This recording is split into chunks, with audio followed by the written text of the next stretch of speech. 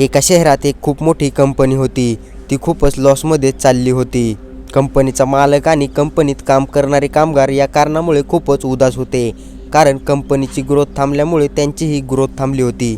एक दिवस कंपनीच्या मालकाने कंपनीच्या गेटवर एक सूचना फलक लावला, ज्यावर लिहिलं होतं, काल रात्री त्या कामगाराचं निधन झालं, ज्याच्यामुळे आपल्या कंपनीची आणि आपली ग्रोथ थांबली होती आणि त्याला श्रद्धांजली वाहण्यासाठी 1 तासानंतर सर्वजण सभागृहात उपस्थित राहा.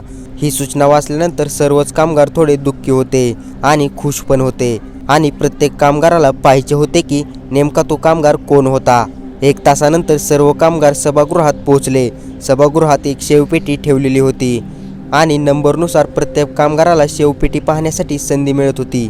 पण जेव्हा कोणताही कर्मचारी त्या शेवपेटीत पाहायचा तेव्हा तो निराश व्हायचा आणि डोके टेकवून निघून जायचा, कारण त्या शेवपेटीमध्ये एक आरसा ठेवला होता. जेव्हा पण कोणत्याच्या आत पाहायचा तेव्हा त्याला स्वतःचा चेहरा पाहायला मिळायचा. शेवपेटीत स्वतःचा चेहरा पाहिल्यावर कामगार समजून गेले की कंपनीची ग्रोथ दुसऱ्या कोणामुळे थांबलेली नसून कंपनीची ग्रोथ त्यांच्यामुळेच थांबली आहे, जे कामगार त्या कंपनीत काम करतात. तर मित्रांनो, आपण एखादे काम करताना ते काम पूर्ण करू शकत नाही. काही वेळा त्या कामामध्ये अपयश येतं किंवा ते काम करत असताना त्या कामामध्ये काही अडचणी पण येतात. ते सर्व होताना त्याला सर्वस्व आपण स्वतः जबाबदार असतो. आय होप मित्रांनो, मला या कथेच्या माध्यमातून जे काही सांगायचे होते ते तुम्हाला समजले असेल.